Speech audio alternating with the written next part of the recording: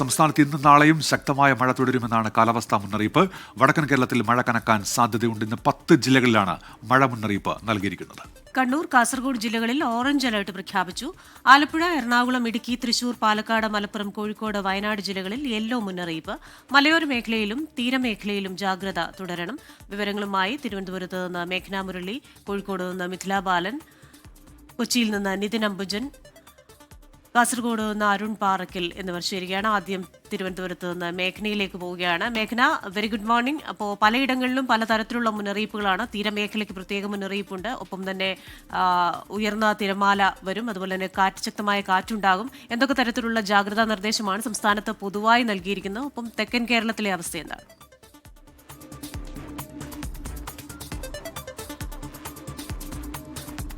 ഇന്നും മഴ തുടരുമെന്നുള്ളത് തന്നെയാണ് കേന്ദ്ര കാലാവസ്ഥാ വകുപ്പിന്റെ പുതുക്കിയ മഴ മുന്നറിയിപ്പ് പ്രകാരം ലഭിക്കുന്ന വിവരം. അതിൽ പ്രധാനമായും ഇന്ന് 2 ജില്ലകൾക്കാണ് ഓറഞ്ച് അലർട്ട് നൽകിയിരിക്കുന്നത്. അത് കണ്ണൂർ, കാസർഗോഡ് ജില്ലകൾക്കാണ്. വടക്കൻ കേരളത്തിലാണ് കൂടുതലും മഴ പെയ്യുമെന്നുള്ളൊരു മുന്നറിയിപ്പ് വരുന്നത്. കഴിഞ്ഞ ദിവസവും മഴ പെയ്തപ്പോൾ കൂടുതൽ ശതമാനം മഴ ലഭിച്ചിരുന്നത് വടക്കൻ കേരളത്തിലാണ്. അതുകൊണ്ട് തന്നെ വടക്കൻ കേരളത്തിൽ ഇനിയും മഴ തുടരുമെന്നുള്ളതാണ് കേന്ദ്ര കാലാവസ്ഥാ വകുപ്പ് പറയുന്നത്. അതുപോലെ തന്നെ 10 ജില്ലകളിലാണ് ഇന്ന് മഴ മുന്നറിയിപ്പ് നൽകിയിരിക്കുന്നത്. അതിൽ ആലപ്പുഴ, എറണാകുളം, ഇടുക്കി, തൃശൂർ, പാലക്കാട്, മലപ്പുറം, കോഴിക്കോട്, വയനാട് ജില്ലകളിൽ ഇന്ന് യെല്ലോ മുന്നറിയിപ്പുണ്ട്. അതായത് ഇന്നലെ പെയ്തിരുന്ന മഴ അതുപോലെ തന്നെ ശക്തമായി തുടരുമെന്നുള്ളതാണ്. പക്ഷേ എവിടെയും അതിതീവ്ര മഴയ്ക്കുള്ള മുന്നറിയിപ്പില്ല.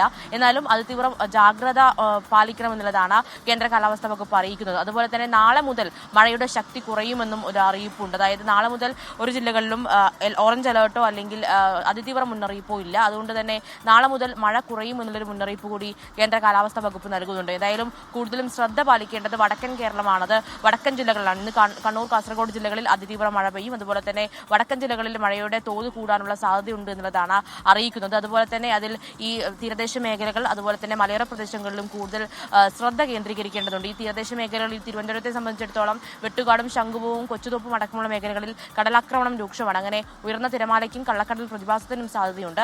അതുകൊണ്ട് തീരദേശ മേഖലയിലുള്ളവർ ഏതെങ്കിലും തരത്തിൽ മാറി താമസിക്കാൻ അധികൃതർ നിർദ്ദേശിക്കുകയാണെങ്കിൽ അത്തരത്തിലുള്ള നടപടികളിലേക്കും പോകണമെന്നൊരു നിർദ്ദേശമുണ്ട്. അതുപോലെ തന്നെ ഈ ഉയർന്ന തിരമാലക്കടക്കം സാധ്യതയുള്ളതിനാൽ മത്സ്യബന്ധനത്തിലുള്ള വിലക്ക് ഇനിയും തുടരും. അങ്ങനെ ഒരു ജാഗ്രതാ നിർദ്ദേശം തന്നെയാണ് കേന്ദ്ര കാലാവസ്ഥാ വകുപ്പ് നൽകുന്നത്. അതുപോലെ തന്നെ നാളെ മുതൽ മഴ കുറയാനുമുള്ള സാധ്യതയുണ്ട്. ഇതിപ്പോൾ 10 ജില്ലകളിൽ യെല്ലോ. മേഘന മുരളിയാണ് വിവരങ്ങൾ നൽകിയത്. 10 ജില്ലകളിലാണ് ഇന്ന് മഴ മുന്നറിയിപ്പുള്ളത്. മിഥില ബാലൻ കൂടി ചേരുന്നുണ്ട് ഇപ്പോൾ കോഴിക്കോട് നിന്നും. മിഥില, ഈ കണ്ണൂർ, കാസർഗോഡ് ജില്ലകളിലാണല്ലോ ഓറഞ്ച് അലർട്ടുള്ളത്. കോഴിക്കോട് ഉൾപ്പെടെ മറ്റ് വടക്കൻ ജില്ലകളിലെ മഴ സാഹചര്യം എങ്ങനെയാണ് മിഥില?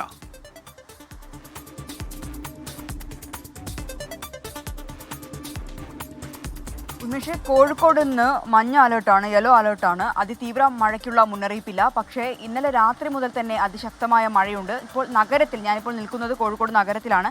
കോഴിക്കോട് നഗരത്തിൽ ചാറ്റൽ മഴയാണ്. പക്ഷേ മലയോര മേഖലകളിലേക്ക് പോവുകയാണെങ്കിൽ അവിടെ ഇപ്പോഴും അതിശക്തമായ മഴ പെയ്യുന്നുണ്ട്.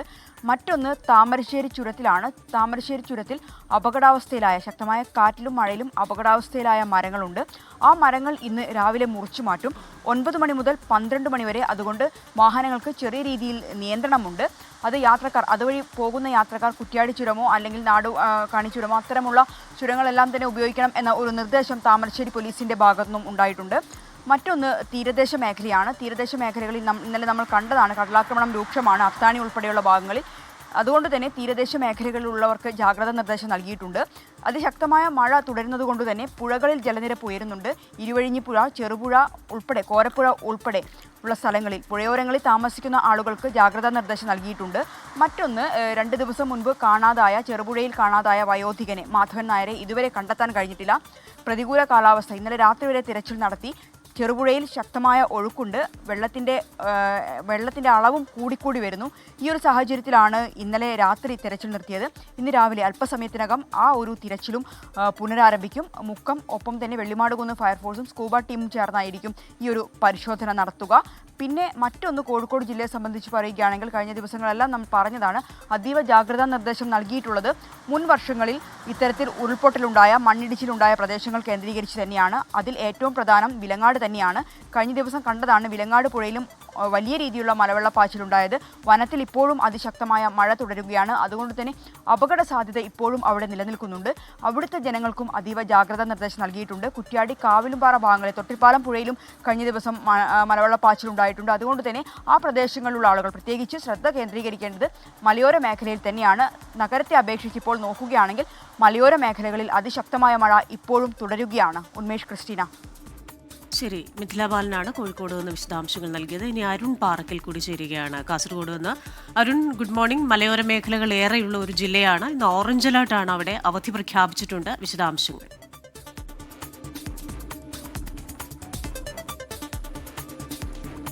Unmesh, good morning. കാസർഗോഡ് ഇന്ന് ഓറഞ്ച് അലേർട്ടാണ്. കാസർഗോഡ് ഇന്നാണിപ്പോൾ ജില്ലാ കളക്ടർ ഈ സമയത്താണ് അവധി പ്രഖ്യാപിച്ചത്. അതിതീവ്ര മഴയ്ക്ക് സാധ്യതയുണ്ട് എന്നൊരു വിവരം ഇപ്പോൾ പങ്കുവയ്ക്കുന്നുണ്ട്. അതായത് പലയിടങ്ങളിലും ഒറ്റപ്പെട്ട തീവ്രമായ മഴ എന്നാണ് ഇപ്പോൾ കാസർഗോഡ് ജില്ലയിൽ പറഞ്ഞിരിക്കുന്നത്. പ്രത്യേകിച്ച് വെള്ളരിക്കുണ്ട് താലൂക്കിലാണ് ഏറ്റവും കൂടുതൽ മഴ ഇന്നലെയൊക്കെ ലഭിച്ചത്. ഈ ഭാഗങ്ങളിലൊക്കെ തന്നെ വ്യാപകമായ നാശനഷ്ടങ്ങളും ഉണ്ടായിട്ടുണ്ട്. നീലേശ്വരത്തൊക്കെ 60ഓളം വീടുകളിൽ വെള്ളം കയറുന്നൊരു സാഹചര്യം ഇന്നലെ തന്നെ ഉണ്ടായിരുന്നു. ഇന്നിപ്പോൾ വെള്ളം കുറച്ചൊക്കെ ഇറങ്ങുമെന്നൊരു പ്രതീക്ഷ ജനങ്ങൾക്കുണ്ടായിരുന്നു. പക്ഷേ അതൊക്കെ അസ്ഥാനത്താവുമെന്നാണ് തോന്നുന്നത്. കാരണം അതിതീവ്രമായ മഴ ഇന്നും ഉണ്ടായേക്കും എന്നൊരു വിവരമാണ് പുറത്തു വരുന്നത്.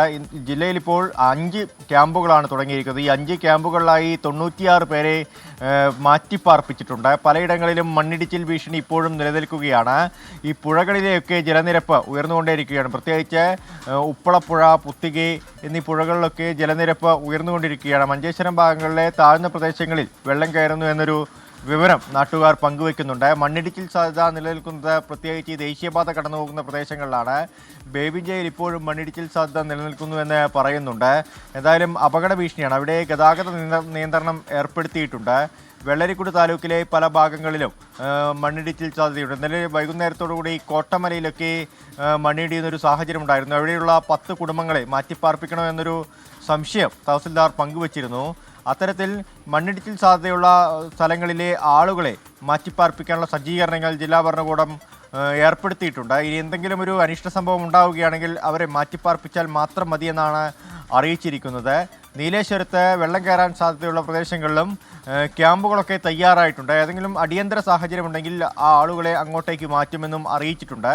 എന്തായാലും ഇന്നും ഒറ്റപ്പെട്ട ശക്തമായ മഴ എന്നാണ് പ്രവചനം. ക്രിസ്റ്റീന, ഉന്മേഷ്. ശരി, അരുൺ പാറക്കലാണ് കാസർഗോഡ് നിന്ന് മഴ സാഹചര്യം സംബന്ധിച്ച വിവരങ്ങൾ നൽകിയത്.